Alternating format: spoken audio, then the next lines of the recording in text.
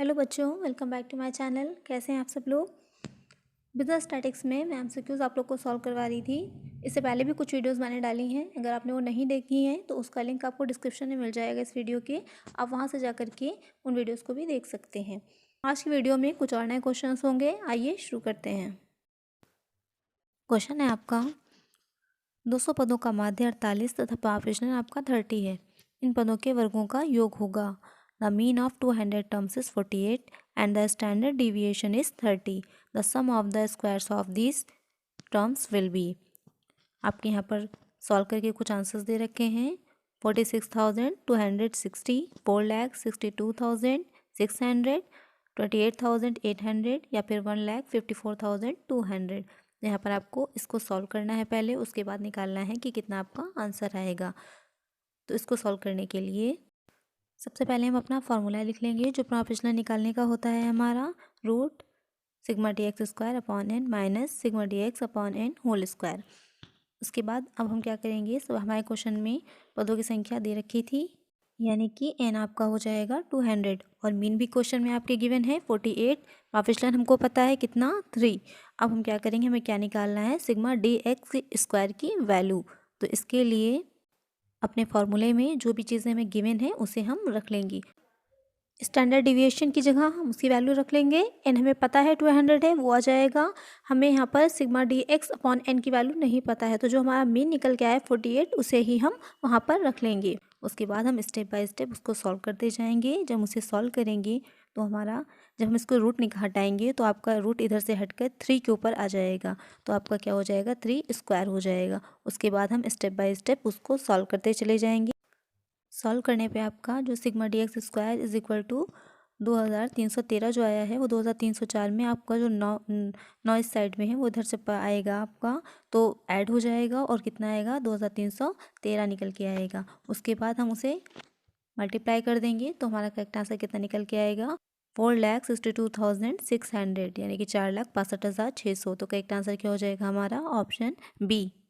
Next question है आपका 500 students were selected at random out of which 190 were married. Out of married students 90 passed and out of unmarried students 110 failed. The number of unmarried students passed will be. यानी कि आपके 500 छात्र हैं जो यादृच्छिक रूप से चुने गए, जिनमें 190 क्या थे, विवाहित थे। विवाहित विद्यार्थियों में से 90 क्या थे, उत्तीर्ण हुए, और अविवाहित विद्यार्थियों में से 110 अनुत्तीर्ण हुए। आपको क्या निकालना है, उत्तीर्ण अविवाहित विद्यार्थियों की संख्या निकालनी है।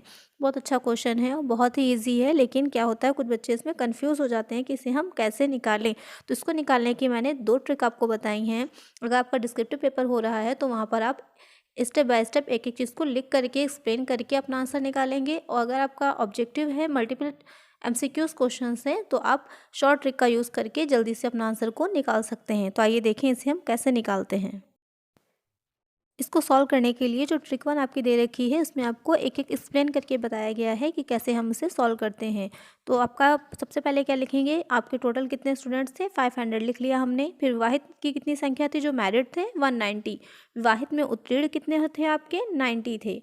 तो अविवाहित में से उत्तीर्ण 110। ये सिर्फ उतनी आपके इन्फॉर्मेशन है जो आपकी क्वेश्चन में गिवन थी। तो उसके बाद अब हमें अविवाहित निकालने यानी कि अनमैरिड। तो 500 में से हम 190 लेस कर देंगे तो आपका 310 क्या हो जाएगा, अनमैरिड निकल आएगा हमारा।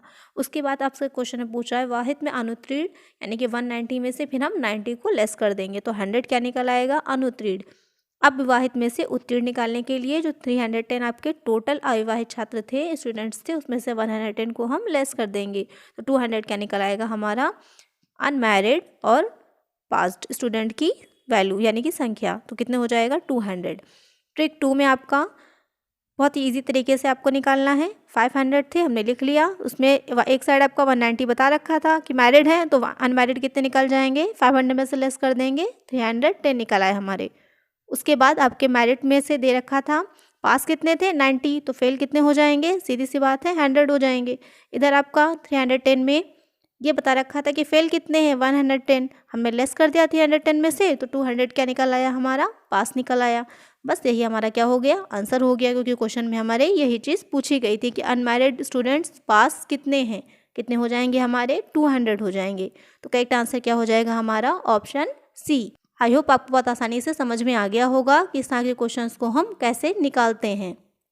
अगर वीडियो अच्छी लग रही हो और मेरे पढ़ाने का तरीका अच्छा लग रहा हो तो प्लीज़ चैनल को सब्सक्राइब करिएगा और वीडियो को लाइक करिएगा। चलिए नेक्स्ट क्वेश्चन लेते हैं।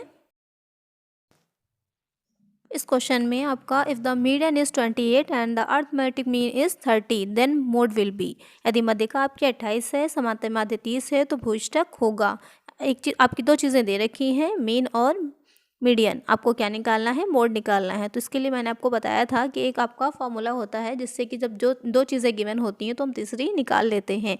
तो वहाँ पर आपका क्या फॉर्मूला लगेगा, mode is equal to, mode का साइन आपका जेड से होता है, 3 मीडियन माइनस 2 बार एक्स। तो यहाँ पर उसके बाद आपका मीडियन दे रखा है, लिख लेंगे 3 इंटू 28 हो जाएगा, माइनस आपका मीन दे रखा था 2 इंटू 30 हो जाएगा। 84 में से 60 लेस कर देंगे, कितना निकल के आएगा आपका 24। यही क्या हो जाएगा, आपका आंसर हो जाएगा। तो करेक्ट आंसर क्या होगा, ऑप्शन ए। नेक्स्ट क्वेश्चन है आपका, the harmonic mean of the following data 6, 10, 15 and 20 will be. निम्न समूहों को 6, 10, 15 और 20 से आपको क्या निकालना है, हरात्मक माध्य निकालना है। आपने पढ़ा होगा कि आपका दो मीन और होते हैं, एक आप ज्योमेट्रिक मीन है और दूसरा आपका हार्मोनिक मीन होता है। तो आइए देखते हैं कि इस तरह के क्वेश्चंस को हम कैसे सॉल्व करते हैं। इस वीडियो में मोस्टली आपके न्यूमेरिकल से रिलेटेड ऐसे ही क्वेश्चंस हैं जो आपके एग्जाम में पूछे जाते हैं या आने की ज़्यादा संभावना रहती है। तो इस क्वेश्चन को आइए देखें कैसे सॉल्व करते हैं। इसको निकालने का आपका फॉर्मूला होता है n/1/x1 plus 1/x2 plus 1/x3। ये x जो है आपका जो भी वैल्यूज़ दे रखी होती है, जैसे कि इस क्वेश्चन में आपकी 6, 10, 15, 20 दे रखी है, तो x की जगह पर हम यही वैल्यूज़ को रखेंगे। तो जब इसे हम सॉल्व करेंगे तो आपका 4/4 एन आपका जितने भी वैल्यूज़ दे रखी होंगी वो हो जाएंगी। तो 4 दे रखी थी इसलिए यहाँ पर आपका 4 या फिर 4 हो जाएगा। उसके बाद 1/6 हो जाएगा प्लस 1/10, इसी तरह से हम रख लेंगे।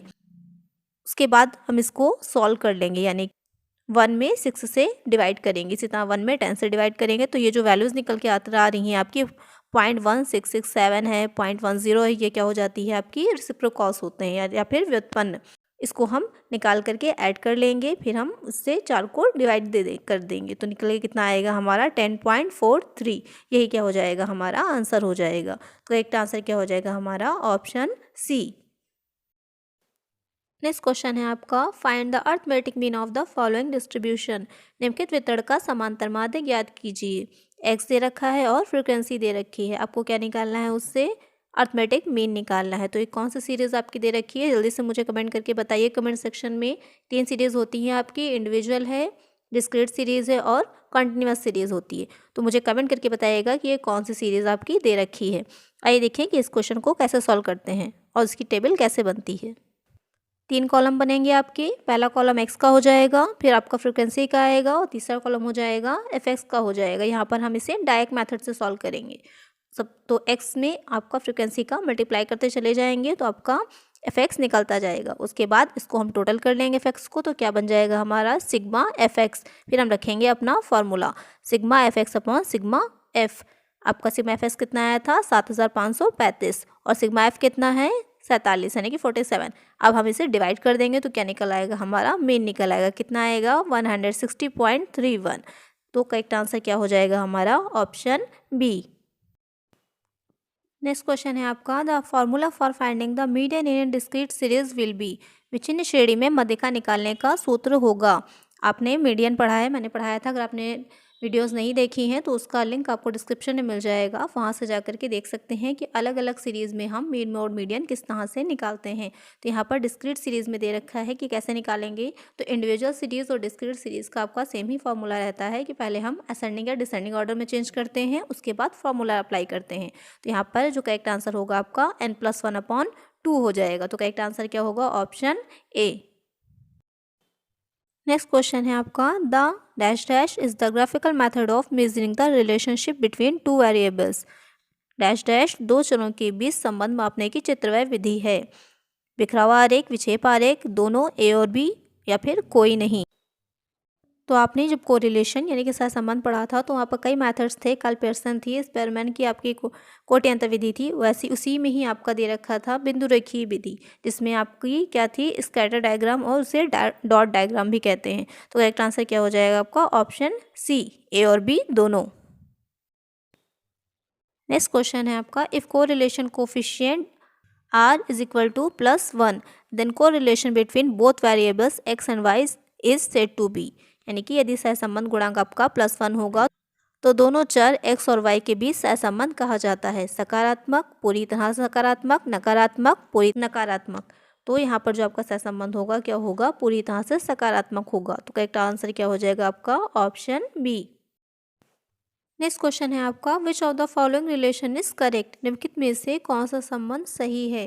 तो यहाँ पर आपको दे रखा है माध्य विचलन एक तरफ और एक तरफ क्या है आपका प्रमाप विचलन है। आपको ये बताना है कि कौन सा संबंध आपका करेक्ट होता है। तो यहाँ पर जो आपका ऑप्शन सी है, mean deviation is equal to 4/5 standard deviation, ये आपका करेक्ट हो जाएगा। तो करेक्ट आंसर क्या होगा, ऑप्शन सी। नेक्स्ट क्वेश्चन है आपका, the price used in the construction of consumer price index number is, उपभोक्ता मूल्य सूचकांक के निर्माण में प्रयुक्त कीमत है खुदरा मूल्य, थोक मूल्य, निश्चित कीमत या फिर डिस्काउंट कीमत। तो यहाँ पर जो आपको उपभोक्ता मूल्य सूचकांक बनते हैं उसमें जो प्राइस यूज होते हैं वो होता है आपका खुदरा मूल्य। तो करेक्ट आंसर क्या होगा, ऑप्शन ए। आई होप आपको वीडियो अच्छी लगी होगी। अगर वीडियो अच्छी लगी हो तो प्लीज़ लाइक करिएगा और किसी तरह का कोई भी क्वेश्चन हो तो मुझे कमेंट करिएगा। चैनल पे नए हो तो सब्सक्राइब करिएगा, नोटिफिकेशन बिल को ज़रूर ऑन करिएगा और ज़्यादा से ज़्यादा अपने फ्रेंड्स के साथ शेयर करिएगा। Thank you.